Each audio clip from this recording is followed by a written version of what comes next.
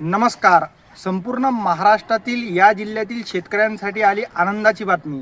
शेतकरी मित्रांनो, खरीप पीक विमा कधी जमा होणार आणि तो कोणत्या शेतकऱ्यांना मिळणार आणि हेक्टरी त्याचे दर किती असणार ते सविस्तर तुम्हाला बघायचं असेल तर व्हिडिओ नक्की बघा. आणि व्हिडिओ बघण्याच्या अगोदर चॅनलवर नवीन आले असाल तर चॅनलला सबस्क्राईब आणि व्हिडिओला एक लाईक नक्की करा. तर चला वळूया व्हिडिओकडे.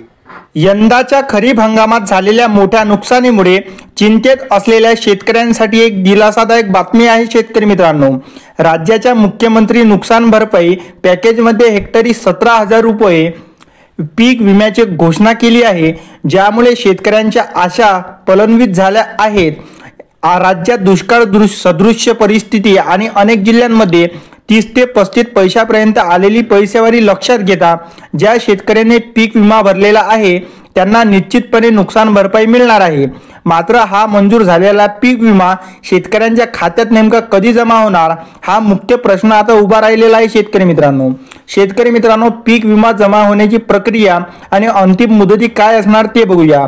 पीक विमा जमा होण्याची प्रक्रिया ही शासकीय निर्णय म्हणजे GR आणि पीक कापणीच्या आकडेवर आधारित असल्याने एका विशिष्ट कॅलेंडरनुसार चालते.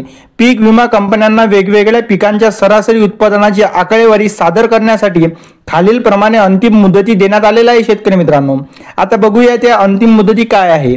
मूग आणि उडीद या पिकांची अंतिम आकडेवारी 15 नोव्हेंबर पर्यंत सादर केली जाते. शेतकरी मित्रांनो, सोयाबीन, मका आणि इतर खरीप पिके याची आकडेवारी 31 जानेवारी पर्यंत सादर केली जाते. कापूस याची आकडेवारी 28 फेब्रुवारी पर्यंत सादर केली जाते. तूर आणि कांदा याची आकडेवारी 31 मार्च 2026 पर्यंत विमा कंपन्यांना द्यावे लागते.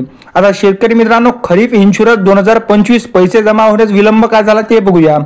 एकदा पीक कापणीचे अहवाल आणि सरासरी उत्पादनाची आकडेवारी विमा कंपनीकडे जमा झाली की तिथून पुढे 3 आठवड्यामध्ये 21 दिवसात नुकसान भरपाईची रक्कम निश्चित करून शेतकऱ्यांच्या खात्यात जमा करणे अपेक्षित असते.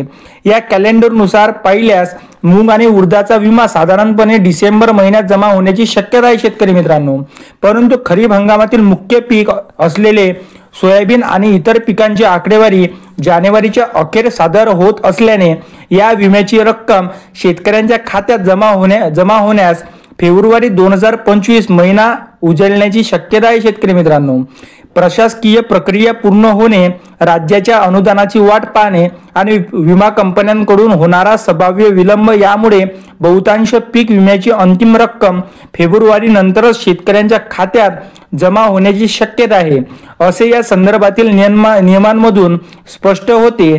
शेतकऱ्यांनी या तारखा लक्षात घेऊन संयम ठेवावा असे आवाहन प्रशासनाकडून करण्यात आलेले आहे. शेतकरी मित्रांनो, म्हणजे शेतकरी मित्रांनो, 3 प्रमुख पिकांचे म्हणजे 2025चा हा विमा फेब्रुवारी ते मार्च या महिन्यात मिळणार आहे. फेब्रुवारी 2026 ते मार्च 2026 यामध्ये मिळणार. तर शेतकरी मित्रांनो, व्हिडिओ जर आवडला असेल तर व्हिडिओला लाईक आणि चॅनलला सबस्क्राईब नक्की करा. तर चला भेटू पुढच्या व्हिडिओमध्ये. तोपर्यंत नमस्कार. जय हिंद, जय महाराष्ट्र.